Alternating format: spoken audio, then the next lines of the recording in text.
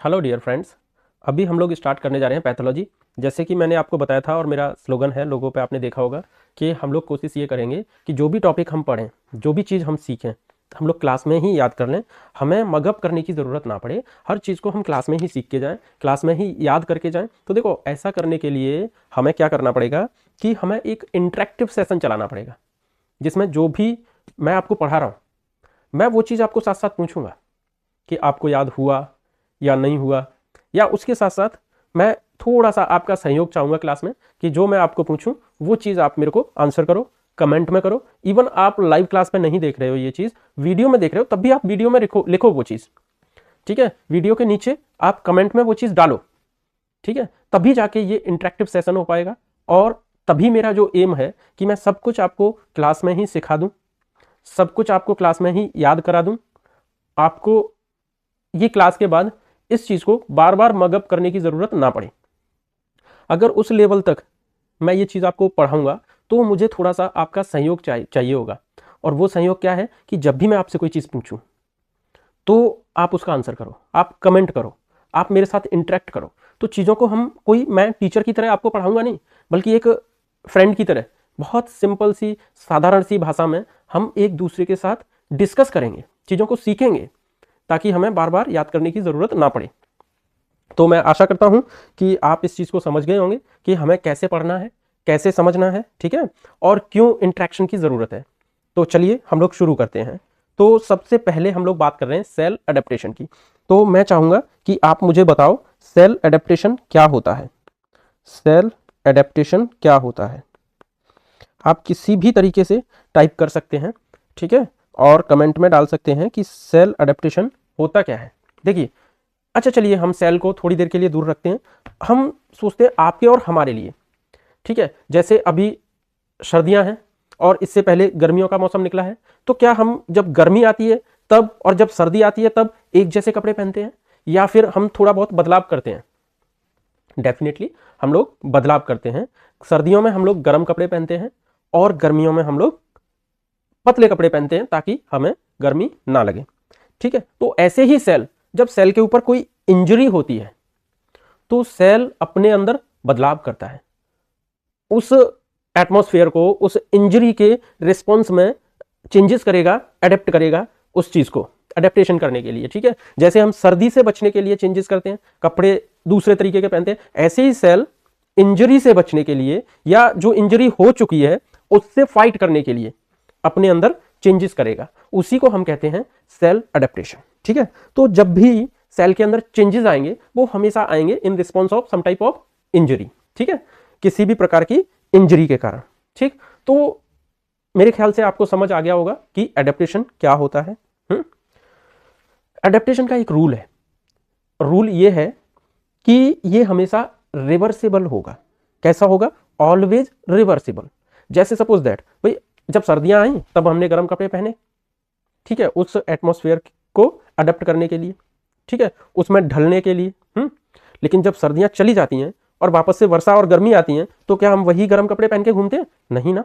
तो सेम वही चीज, हम उसको कपड़ों को चेंज करते हैं और मौसम के अकॉर्डिंग कपड़े पहनते हैं, ठीक है। उसको कहते हैं रिवर्सिबल, यानी कि फिर से उसी चीज पे या उसी कंडीशन में वापस आ जाना, ठीक है। ऐसे ही सेम हमारा जो सेल होता है, वो जब कोई इंजरी होती है, चाहे वो कोई केमिकल इंजरी हो, चाहे कोई बर्न इंजरी हो, या फिर कोई मैकेनिकल इंजरी हो, कैसी भी इंजरी हो, तो जब सेल अपनी नॉर्मल कंडीशन में आता है तो उसके अंदर एडेप्टेशन के लिए जो चेंजेस हुए होते हैं वो रिवर्सिबल हो जाते हैं, वो फिर से ठीक हो जाते हैं और फिर से वो अपने नॉर्मल बिहेवियर में आ जाता है, ठीक है। इसे कहते हैं हम सेल एडेप्टेशन। और सेल एडेप्टेशन मोस्टली यानी कि ऑलवेज कैसा होगा? रिवर्सिबल होगा, ठीक है। हाँ, ये चीजें हम देखेंगे कि कुछ चीजें होती हैं जहां पे प्री कैंसरस कंडीशन होती है, वो रिवर्सिबल नहीं होता, वो पैथोलॉजी में बदल जाता है। But if we are talking about the physiology तो डेफिनेटली ये रिवर्सिबल होता है, ठीक है।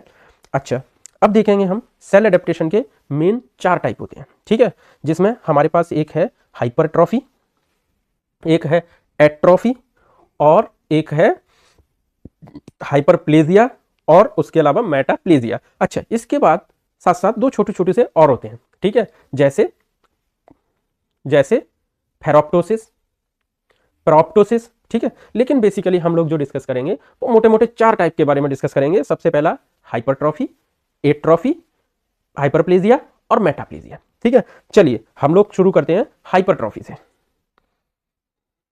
पहला मैं यहां पे लिखता हूं हाइपरट्रॉफी।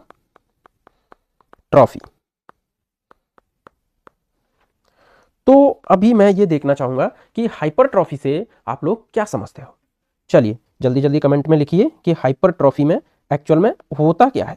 ठीक है, सेल के अंदर क्या होता है, सेल का साइज इंक्रीज होता है, सेल का साइज कम होता है, नंबर ऑफ सेल्स बढ़ता है, या एक्चुअल में क्या चेंजेस आता है। तो हाइपरट्रॉफी का क्या मतलब होता है, increase in size of the cell. क्या होता है, increase in size of cell. ठीक है, सेल का साइज क्या करेगा, इंक्रीज करेगा। अच्छा ये बताइए सेल का साइज इंक्रीज करता क्यों है। भाई जैसे मैंने आपको बताया कि adaptation, it is a type of adaptation, तो कुछ ना कुछ तो सेल के साथ हुआ होगा, इसलिए सेल अपना साइज इंक्रीज कर रहा है। अच्छा, सेल साइज इंक्रीज, जैसे एक एग्जांपल हम लेते हैं जो कि हमारे डेली रूटीन लाइफ से है, फॉर एग्जांपल एक्सरसाइज। ठीक है, जब बॉडी बिल्डर जो होता है वो हैवी वेट लिफ्टिंग करता है, इन दैट केस उसकी बॉडी जो है वो बनने लगती है, मसल्स ग्रो करने लगती हैं। ठीक है, वहां पे क्या हो रहा होता है, वहां पे हो रहा होता है hypertrophy of the cell. Okay, देखिए ये समझने की चीज है, रटने की चीज नहीं है। ठीक है, हाइपरट्रॉफी यानी कि सेल का साइज इंक्रीज हो रहा है, बॉडी बिल्डिंग, बॉडी बढ़ रही है। ठीक है, तो यहाँ पे हाइपरट्रॉफी होने लगी। अच्छा चलिए अब एक चीज और सुनते हैं, हाइपरट्रॉफी हुई, सेल का साइज इंक्रीज हुआ due to the weight lifting, या कुछ और कारण हो सकता है, क्योंकि हम वेट लिफ्टिंग की बात कर रहे हैं, हम बॉडी बिल्डिंग की बात कर रहे हैं, तो चलो वहां पे हुआ, लेकिन हम देखेंगे कि सेल के अंदर पर्टिकुलरली क्या चेंजेस आया, सेल का साइज इंक्रीज करने में किसने हेल्प किया, तो वो किया प्रोटीन की सिंथेसिस ने, क्योंकि प्रोटीन कंटेंट जो होता है सेल के अंदर वो बढ़ जाता है। क्या होता है, इंक्रीज द प्रोटीन सिंथेसिस। ठीक है, प्रोटीन सिंथेसिस इंक्रीज हो जाएगा, प्रोटीन का लोड बढ़ जाएगा सेल के अंदर। जब सेल साइटोस्केलेटन के अंदर प्रोटीन बढ़ जाती हैं, तो प्रोटीन बढ़ने की वजह से उसका साइज जो है वो इंक्रीज हो जाएगा। ठीक है, तो क्या हुआ, जब आपने देखा होगा कि जब जो एक्सरसाइज करते हैं लोग, ठीक है, बॉडी बिल्डिंग करते हैं, तो उनको हम वे प्रोटीन और ना जाने किस किस प्रकार की प्रोटीन्स देते हैं, है ना। वो जो कोच होता है वो कहता है प्रोटीन्स लो आप। क्यों कहता है, क्योंकि उसको पता है कि प्रोटीन से क्या होगा, बॉडी बिल्डिंग, बॉडी जल्दी बनेगी, हाइपरट्रॉफी होगी due to increase the load of protein inside the cell. Okay, अच्छा हाइपरट्रॉफी एक तो वर्कलोड बढ़ने की वजह से, क्योंकि हमने जब हैवी वेट लिफ्टिंग किया तो क्या हुआ, वर्कलोड बढ़ा, तो उसकी वजह से क्या हुआ, बढ़ गई, सेल के अंदर हाइपरट्रॉफी होने लग गई। ठीक है, मैंने आपको बताया था कि हाइपरट्रॉफी जो है, यानी कि मोस्टली जो सेल अडेप्टेशन टाइप्स होते हैं, सेल अडेप्टेशन होता है वो रिवर्सिबल होता है, तो हाइपरट्रॉफी भी रिवर्सिबल होगा। ठीक है, तो हाइपरट्रॉफी भी कैसा है, रिवर्सिबल। ठीक है, अब आपको देखना ये है, क्या हाइपरट्रॉफी हर कंडीशन में रिवर्सिबल होता है। आप मुझे बताइए, क्या कोई ऐसा टाइप आप जानते हो जो कि हाइपरट्रॉफी है बट रिवर्सिबल नहीं है, नियोप्लास्टिक, प्री नियोप्लास्टिक है। ठीक है, यानी कि कौन सी कंडीशन है वो मुझे आप बताओगे। देखिए मैं कह रहा हूं it is not considered as a pre neoplastic. ठीक है, ये हर कंडीशन में रिवर्सिबल होती है, बट एक्सेप्शंस तो हमेशा होते हैं। ठीक है, एक्सेप्ट, अच्छा अब देखो यार, इसमें एक्सेप्शन ढूंढने की जरूरत नहीं है। ठीक है, क्योंकि मैंने आपको पहले ही बताया हाइपरट्रॉफी जो होती है वो ऑलवेज रिवर्सिबल है। ठीक है, तो ये प्री कैंसरस नहीं होती, इसमें कैंसर नहीं होता। आप खुद सोचिए, अगर हाइपरट्रॉफी में कैंसर होने लग जाए तो लोग बॉडी बिल्डिंग बंद कर देंगे, है ना, कोई भी बॉडी बिल्डिंग नहीं करेगा। ठीक है, तो इसलिए हाइपरट्रॉफी जो होती है हमेशा रिवर्सिबल होती है, याद रखिएगा, हाइपरट्रॉफी ऑलवेज रिवर्सिबल होती है। ठीक है, अच्छा अब ये हाइपरट्रॉफी दो तरीके से हो सकती है। कैसे, एक तो कंडीशन हो सकती है पैथोलॉजिकल, कौन सी, पैथोलॉजिकल, और एक हो सकती है फिजियोलॉजिकल। तो सबसे पहले हम नंबर 1 को देखेंगे कि फिजियोलॉजिकल जो होती है वो आखिर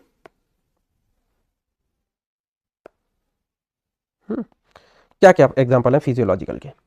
ठीक है, तो आप मुझे बताइए फिजियोलॉजिकल के क्या क्या एग्जांपल हैं। अभी एक तो मैंने आपको बताया ही था कि फिजियोलॉजिकल जो होती है वो, उसके क्या क्या एग्जांपल होते हैं। एक तो बॉडी बिल्डिंग मैंने आपको बताया, देखिए एक इसके अलावा फिजियोलॉजिकल में मैं कुछ एग्जांपल बताता हूँ आपको, जैसे प्रेगनेंसी,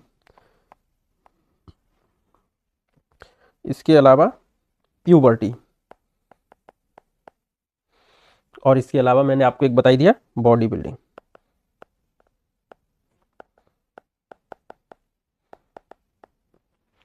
बॉडी बिल्डिंग, ठीक है, तो बॉडी बिल्डर्स के अंदर, ओके, ये तो होती है फिजियोलॉजिकल। अब देखिए प्रेगनेंसी के अंदर क्या होता है, इंक्रीज करता है साइज ऑफ सेल्स, किस चीज का, यूटेरस, ठीक है, और साथ ही साथ प्यूबर्टी में भी आप देखोगे और उसके साथ साथ प्रेगनेंसी में भी देखोगे, दोनों में कॉमन होगा, वो होगा ब्रेस्ट का बढ़ना, ठीक है, ब्रेस्ट हाइपरट्रॉफी, ओके। और बॉडी बिल्डिंग में मैंने आपको बता ही दिया है ना। अच्छा, अब देखना ये है कि जो बॉडी बिल्डिंग होती है उसमें क्या होता है, जब बंदा जिम जाता है, वेट लिफ्टिंग करता है, तो सेल के ऊपर स्ट्रेस बढ़ता है। स्ट्रेस बढ़ने से क्या हुआ, स्केलेटन मसल्स फाइबर पे स्ट्रेस बढ़ा, तो स्ट्रेस बढ़ने से हुआ क्या, अब देखो ये परमानेंट मल्टीप्लाई नहीं कर सकता सेल, स्केलेटन मसल्स के सेल परमानेंट मल्टीप्लाई नहीं कर सकते, तो वो क्या करते हैं, स्ट्रेस क्या है, टाइप ऑफ इंजरी ना, स्ट्रेस क्या है, टाइप ऑफ इंजरी, भाई किसी को आप मेंटल स्ट्रेस दो तो वो मेंटल इंजरी है ना, ऐसे ही सेल के ऊपर स्ट्रेस आए तो टाइप ऑफ इंजरी ना, तो सेल क्या करेगा, चेंज करेगा, क्या चेंज करेगा, एडेप्टेशन करने की कोशिश करेगा, देन हाइपरट्रॉफी इंक्रीज होगी, ठीक है, तो stress cause increase the cell size, ठीक है, इसीलिए हम स्केलेटल मसल हाइपरट्रॉफी होने लगती है इस केस में, ओके, याद रखिएगा। चलिए इसके बाद हम बात करते हैं पैथोलॉजिकल की। तो पैथोलॉजिकल में हमारे सामने क्या क्या है, जैसे कोई कार्डियक पेशेंट है, क्रोनिक हाइपरटेंशन का पेशेंट है, ठीक है, तो मैं पहला लिखता हूं कार्डियक पेशेंट। कार्डियक पेशेंट में क्या होता है, पर्टिकुलरली हाइपरटेंशन की बात कर रहा हूं मैं, ठीक है, नॉन केस है हाइपरटेंशन का, ठीक।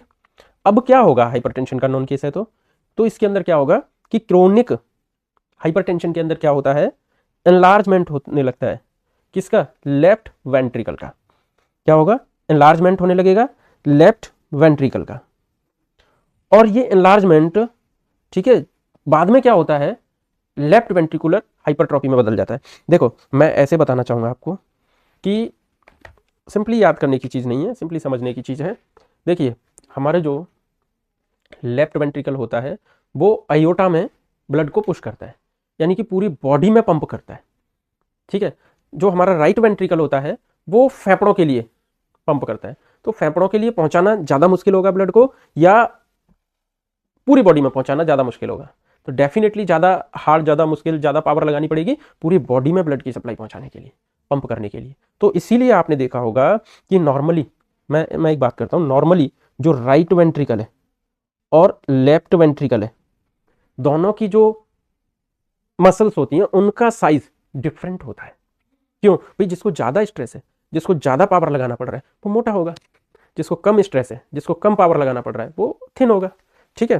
तो ये आपके लिए क्वेश्चन है, मुझे आप बताइए राइट वेंट्रिकल का जो साइज होता है, राइट वेंट्रिकल की जो थिकनेस होती है वो कितनी होती है, और लेफ्ट वेंट्रिकल की थिकनेस क्या होती है। चलिए ये क्वेश्चन है,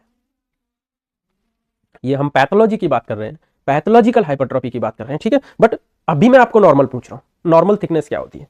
तो देखिए राइट वेंट्रिकल की 0.5 सेंटीमीटर थिकनेस होती है, जबकि लेफ्ट वेंट्रिकल की वॉल जो होती हैं उनकी बाउंड्रीज जो होती हैं उनकी थिकनेस 0.5 सेंटीमीटर होती है, नोट डाउन इट, ओके, ठीक है। अभी हम बात करते हैं कि जब पूरी बॉडी में पुश करना है, मान लो किसी को हाइपरटेंशन है तो रेजिस्टेंस ज्यादा होगा ना, हाइपरटेंशन के केस में लेफ्ट वेंट्रिकल को ज्यादा पावर लगानी पड़ेगी, तो ज्यादा पावर लगानी पड़ेगी, उससे पहले जब उसको ज्यादा पावर लगाने की आदत नहीं है, हैबिट नहीं है, और ऊपर से प्रेशर आ रहा है पीछे से, तो लेफ्ट वेंट्रिकल का साइज क्या होगा, बढ़ जाएगा, उसी को तो हम कहते हैं enlargement of left ventricle, size बढ़ गया लेकिन उसको फोर्स तो फिर भी ज्यादा लगाना पड़ रहा है ना, क्योंकि क्रोनिक हाइपरटेंशन है, तो जब ज्यादा फोर्स लगाना पड़ रहा है तब वो क्या करेगा, भाई अभी मैंने क्या बात करी, जब बॉडी बिल्डिंग करते हो, जब वेट लिफ्टिंग करते हो, इन दैट केस क्या होता है, हाइपरट्रॉफी ना, वो फिजियोलॉजिकल था, क्योंकि वहां पे कोई बीमारी नहीं थी, कोई हाइपरटेंशन नहीं थी, कोई डायबिटीज नहीं थी, कोई और दिक्कत नहीं थी, दैट वाज फिजियोलॉजिकल। अभी मैं हाइपरटेंशन की बात कर रहा हूं, अभी मैं पेशेंट की बात कर रहा हूं, तो दैट इज अ पैथोलॉजिकल, ठीक है। तो यहां पे भी हाइपरट्रॉफी होगी, तो लेफ्ट वेंट्रिकुलर हाइपरट्रॉफी होने लगेगी, ठीक है। तो ये कौन सी होगी, पैथोलॉजिकल सिचुएशन हो गई, ठीक है, ये पैथोलॉजिकल सिचुएशन हो गई जिसे हम कहेंगे लेफ्ट वेंट्रिकल हाइपरट्रॉफी, ठीक है, लेफ्ट वेंट्रिकुलर हाइपरट्रॉफी। ओके, तो ये चीज़ें मगअप करने की नहीं है, ये समझने की चीज़ें हैं, बहुत ही सिंपल चीज़ें हैं, ठीक है। अब मुझे बताइए दूसरी कंडीशन क्या हो सकती है। दूसरी कंडीशन, कहीं से कुछ बह रहा है, कुछ जा रहा है, उससे पहले नैरोइंग हो जाए, स्ट्रिंक्चर बन जाए, तो उस केस में क्या होगा, स्ट्रिंक्चर बनेगा तो दूसरी तरफ, भाई जैसे सपोज दैट ये मैंने बनाया एक ल्यूमन, इस ल्यूमन के अंदर यहाँ पे बहाव है इस तरफ, अभी मैं यहाँ पे इसको स्ट्रिंक्चर में बदल दूं तो इस जगह पर ऑटोमेटिकली प्रेशर बढ़ जाएगा, प्रेशर इंक्रीज हो जाएगा। तो जब ये बहुत लंबे समय तक ये प्रेशर रहेगा ना, तो it will also create hypertrophy. क्या क्रिएट करेगा, हाइपरट्रॉफी। तो इसका मैं आपको एक एग्जांपल बताता हूं, ये जो कि एग्जांपल है वो है structure present in the lumen of intestine, ठीक है। जब इंटेस्टाइन में इस तरीके से स्ट्रक्चर बन जाएगा ना, स्ट्रक्चर बनने के कारण, ठीक है, क्या स्ट्रक्चर ऑफ इंटेस्टाइनल ल्यूमन, तो इससे क्या होगा, इससे क्या होगा, इससे भी इंटेस्टाइनल हाइपरट्रॉफी हो जाएगी, ठीक है, मसल्स हाइट्रोफी होने लगेगी, हाइपरट्रॉफी होने लगेगी, ठीक है। इसके अलावा देखिए, इसके अलावा हम बात करें कि जब लेफ्ट वेंट्रिकुलर हाइपरट्रॉफी रहती है तो इसमें क्या होता है, हार्ट फेलियर की वो बढ़ जाता है, चांसेस बढ़ जाते हैं, ठीक है। तो ये पैथोलॉजिकल है और ये कुछ फिजियोलॉजिकल है। तो मेरे ख्याल से आपको हाइपरट्रॉफी याद हो गई होगी। अभी इसके आगे कुछ चीज़ें और भी बहुत सारे एग्जाम्पल हैं जो चाहें तो हम लोग यूज़ कर सकते हैं, ठीक है, लेकिन मेनली इनको आप याद रखो, हाइपरट्रॉफी में बहुत ज़्यादा आपको पढ़ने की ज़रूरत नहीं है। इसके बाद हम लोग करेंगे एट्रॉफी। तो अभी आप मेरे को बताइएगा कि ये आपको याद हो गया होगा, तो कृपया करके आप यस, जिन्हें याद हो गया है यस लिखिए, और जिन्हें नहीं याद हुआ है नो लिखिए, ठीक है। फिर हम एक बार फिर से रिवाइज कर लेते हैं बहुत फास्ट। देखिए हाइपरट्रॉफी, सबसे पहले हमने बात करी सेल अडेप्टेशन। सेल अडेप्टेशन क्या होता है वो मैंने आपको बहुत अच्छे से बता दिया, समझा दिया, ठीक है। तो बार बार मेरे ख्याल से ज़रूरत नहीं है, अगर आपको ज़रूरत लग रही है तो लिखो यस ज़रूरत है, यस आई नीड, ठीक है। तो हम बात करते हैं कि देखिए हाइपरट्रॉफी जो वो सेल अडेप्टेशन जो होता है, वो सेल किसी भी इंजरी के लिए उसके रिस्पॉन्स में अपने अंदर जो बदलाव कर रहा होता है, जैसे हम लोग सर्दियों से लड़ने के लिए अपने शरीर के लिए गर्म कपड़े पहनते हैं, वैसे ही सेल इंजरी के लिए उसके रिस्पॉन्स में अपने अंदर बदलाव करता है, उसी को सेल अडेप्टेशन कहते हैं, ठीक है। सेल अडेप्टेशन मोस्टली रिवर्सिबल होता है, ये धीरे धीरे ठीक हो जाता है अगर कोई भी पैथोजन या कोई भी जो इंजरियस एजेंट बहुत लंबे समय तक उस पर नहीं चिपका, बहुत लंबे समय तक उसको स्ट्रेप्स नहीं दे रहा, बहुत लंबे समय तक लगातार हार्म नहीं कर रहा, तो वो रिवर्सिबल हो जाएगा। अगर लगातार हार्म करता रहा तो डेफिनेटली सेल डेथ में चला जाएगा, ठीक है। इसके बाद जो होता है, हम लोगों ने मेन 4 जो सेल अडेप्टेशन के टाइप पढ़े देखे, हाइपरट्रॉफी, एट्रॉफी, हाइपरप्लेजिया, मेटाप्लेजिया, जिसमें से अभी हमने हाइपरट्रॉफी पढ़ा है। हाइपरट्रॉफी जो होता है उसके अंदर सेल का साइज इंक्रीज होता है। देखिए ध्यान रखिएगा, हाइपरट्रॉफी जो होता है सेल का साइज इंक्रीज होता है, क्यों होता है, ड्यू टू प्रोटीन कंटेंट बढ़ जाता है, प्रोटीन सिंथेसिस बढ़ जाता है, ठीक है। ये रिवर्सिबल होता है। फिजियोलॉजिकल में हमने देखा बॉडी बिल्डिंग देखी, प्रेगनेंसी देखी और प्यूबर्टी देखी, ठीक है। इसके बाद हमने देखा पैथोलॉजिकल, जिसमें हमने एक एग्जांपल लिया, that was the cardiac patient chronic hypertension, जिसमें लेफ्ट वेंट्रिकुलर हाइपरट्रॉफी होती है, ठीक है। दूसरा हमने देखा कि अगर कहीं पे स्ट्रक्चर बन जाए, फॉर्मेशन हो जाए, इन दैट केस तो हमने इंटेस्टाइनल स्ट्रक्चर के बारे में देखा, ठीक है। चलिए अभी हम लोग पढ़ते हैं एट्रोपी, ठीक है। तो अब हम लोग एट्रोपी देखेंगे, ठीक है।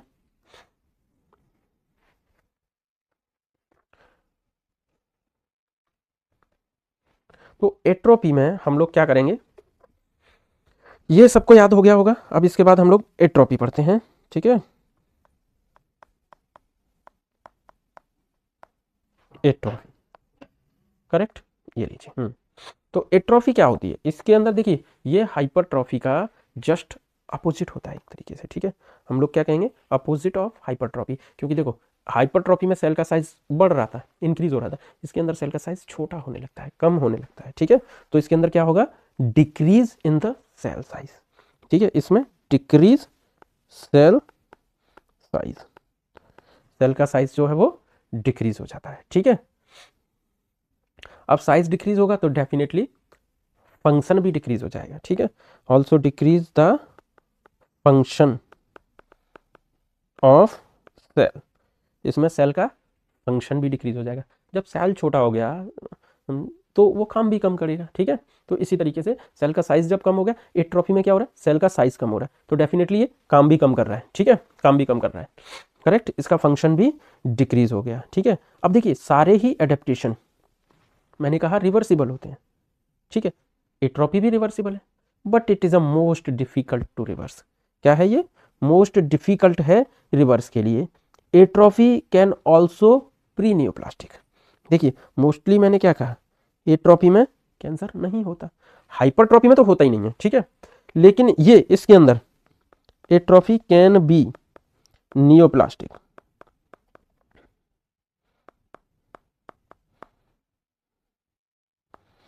कैन बी नियोप्लास्टिक, और इसको नियोप्लास्टिक ना कह के हम लोग कहेंगे प्री नियोप्लास्टिक। क्या कहेंगे, प्री नियोप्लास्टिक। ठीक है, तो मैं इसको लिखूंगा प्री नियोप्लास्टिक। एट्रोफी क्या हो सकती है, प्री नियोप्लास्टिक, यानी कि इसके बाद कैंसर होने का चांसेस रहता है कुछ ही कंडीशन में, एक कंडीशन में, बाकी एवरी टाइम ऐसा नहीं होता। ठीक है, एवरी टाइम ऐसा नहीं होता। तो प्री नियोप्लास्टिक ये कहां पे होगी, तो ये होगी एंडोमेट्रियल एट्रोफी के केस में, एंडोमेट्रियल एट्रोफी के केस में। इसमें मेनली टाइप 2 कार्सिनोमा होता है। ठीक है, क्या होता है, इसमें मेनली टाइप 2 कार्सिनोमा होता है। चलिए इसको हम देखेंगे, लेकिन बिफोर दैट अब हमने एट्रोफी में ये देखा कि इसका सेल का जो साइज है वो डिक्रीज होने लगता है। ठीक है, अब देखो सिंपली मैंने आपको बताया डिक्रीज होगा, तो जब मैंने हाइपरट्रोफी में आपसे कहा था कि भाई सेल का साइज बढ़ रहा है, तो आप बताओ क्यों बढ़ रहा था, प्रोटीन बढ़ रही थी ना उसके अंदर, इसलिए बढ़ रहा था। अभी मैं कह रहा हूं कि डिक्रीज हो रहा है, तो किसी चीज का डिग्रेडेशन हो रहा होगा।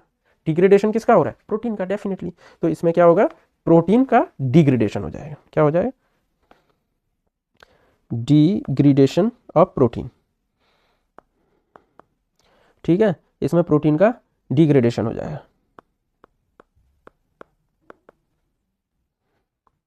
Degradation of protein. ठीक है, अच्छा क्यों होगा, कौन सी ऐसी चीज रिस्पॉन्सिबल है, तो देखिए मैं आपसे कहूंगा कि इसके अंदर डिग्रेडेशन क्यों होता है प्रोटीन्स का, क्योंकि इसमें प्रोटीन के साथ आके कुछ अटैच होता है। प्रोटीन्स आर अटैच्ड टू किसके साथ, यूबीक्विटिन। ऐसा समझ लो यूबीक्विटिन है इसका दुश्मन। क्या है, यूबीक्विटिन। मैं इसको रेड कलर से लिखता हूं, यूबीक्विटिन। ठीक है, ये जो यूबीक्विटिन्स होते हैं, जब ये प्रोटीन्स इसके साथ बंध जाता है, प्रोटीन्स के साथ, तब क्या होता है पता है, तब एक एंजाइम आता है प्रोटीएज,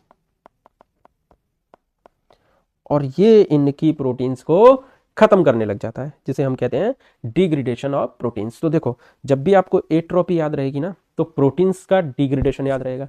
डिग्रेडेशन के साथ साथ उन प्रोटीन्स को खत्म कौन कर रहा है, कौन दुश्मन है, तो यूबीक्विटिन याद रहेगा। क्या याद रहेगा, यूबीक्विटिन। ठीक है, तो ये मेन पॉइंट है, आप याद रखिए भाई। एक तो हमने देखा कि एट्रोफी के अंदर सेल का साइज डिक्रीज हो रहा है, जबकि हाइपरट्रोफी के अंदर सेल का साइज बढ़ रहा था।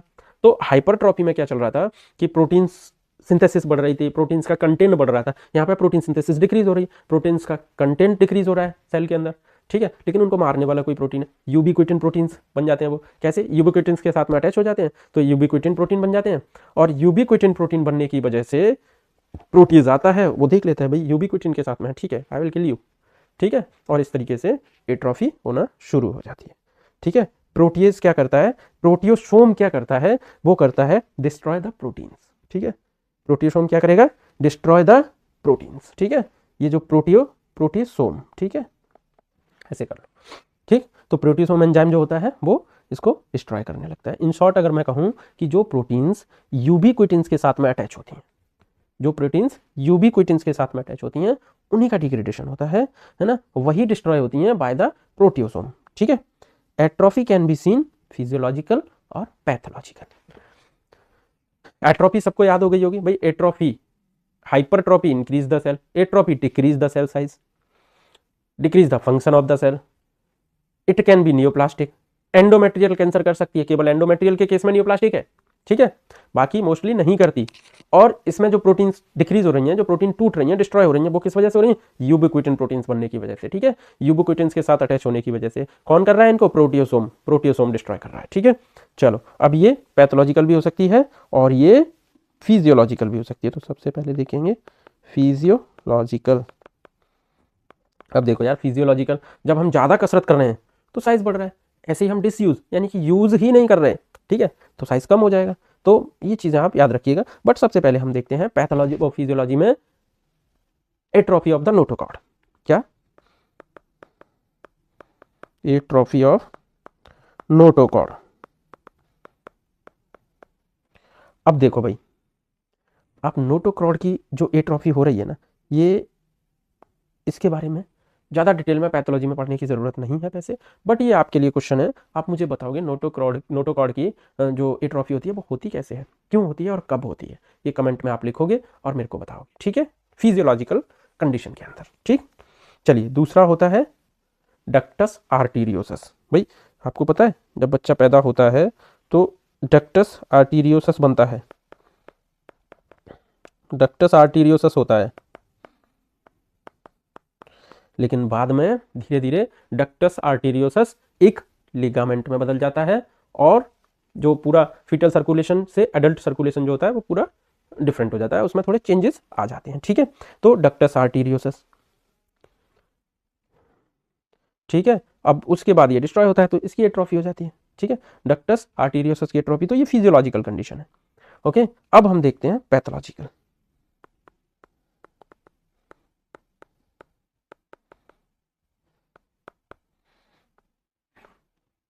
तो पैथोलॉजिकल कंडीशन में हम लोग देखेंगे कि कब कब होता है।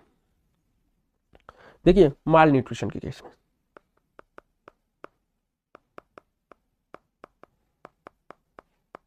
ठीक है, माल न्यूट्रिशन के केस में डिक्रीज वेट।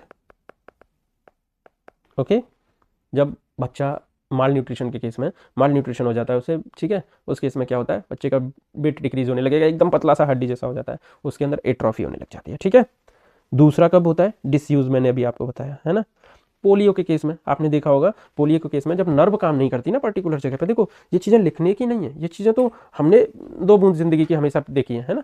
तो पोलियो के जो बच्चे होते हैं आपने देखे होंगे पुराने समय के, अभी तो पोलियो नहीं होता है ना, तो उनका एक पैर बहुत पतला सा रह जाता है, क्योंकि पोलियो के कारण क्या होता है? नर्व काम करना छोड़ जाती है, सेंसेशन वो काम नहीं कर पाता। ठीक है, मोटर नर्व काम नहीं करती, तो anterior horn of the cell, spinal cord के अंदर उसका जो एंटीरियर हॉर्न होता है उस पर जाके पोलियो अटैक करता है, जिसकी वजह से क्या होता है? जिसकी वजह से प्रेशर एट्रोफी होने लगती है। ठीक है, एट्रोफी होने लगती है। दूसरा डिसयूज एट्रोफी। भाई डिसयूज क्यों मैंने आपको पैथोलॉजिकल में बताया? देखो, डिसयूज कोई ऐसा तो है नहीं कि अपने हाथ को वैसे ही नॉर्मली बांध के रखेगा।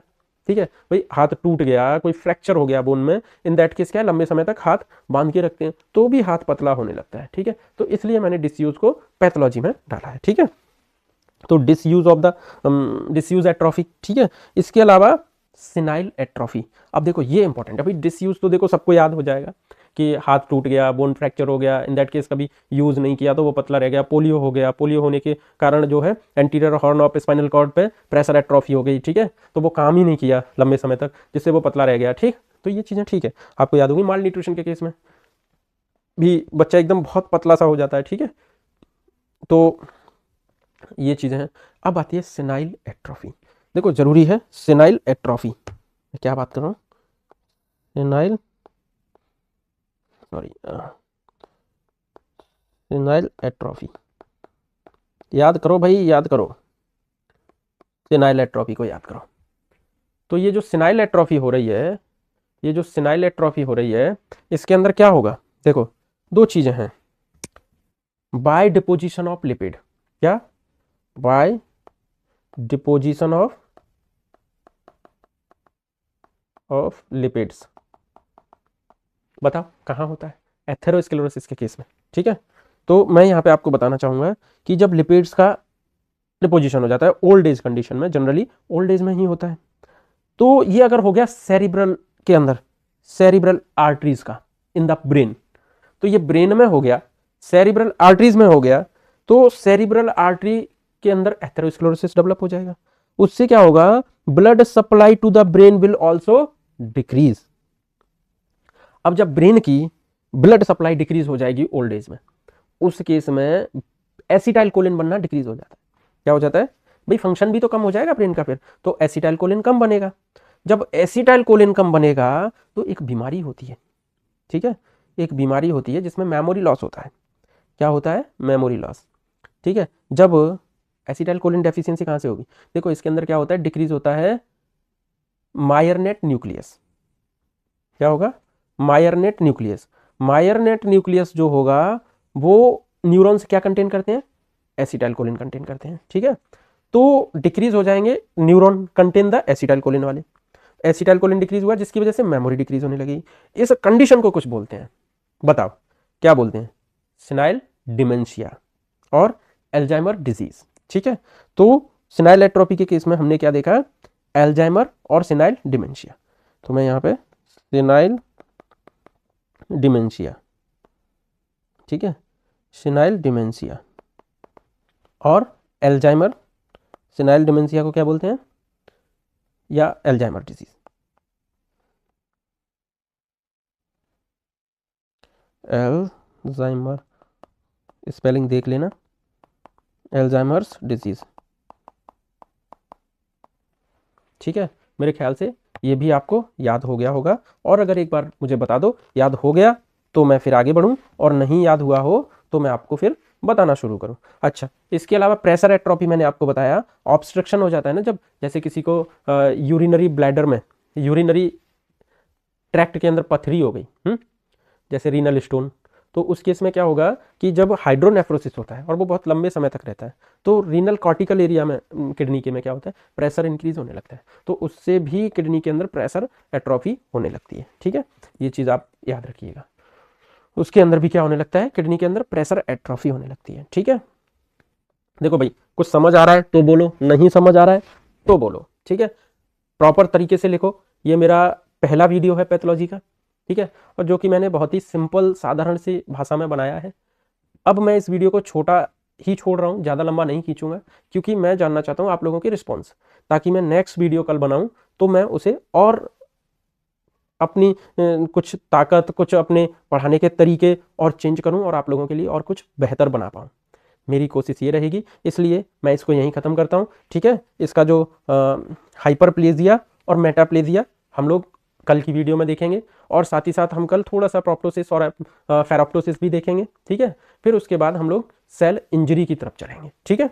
कोशिश करेंगे कल हम ज़्यादा चीज़ें खींचें, ठीक है, कल थोड़ा क्लास को लंबा करें, लेकिन आप उससे पहले कृपया करके प्लीज़ मेरे को ये ज़रूर बताइएगा आपको इस क्लास में कुछ समझ आया या नहीं आया, क्या मेरा पढ़ाने का तरीका ठीक है या मुझे कुछ बदलने की ज़रूरत है, वो मुझे आप ज़रूर बताएं, ठीक है। ताकि हमारी कल की क्लास जो होगी, हम लोग कोशिश ये करेंगे कि इंटरेक्टिव हो, आप सब लोग मेरे साथ हों, और हम लोग उसे एक दूसरे से डिस्कस करके चीज़ों को करें, सीखें और क्लास में ही याद करें। Thank you.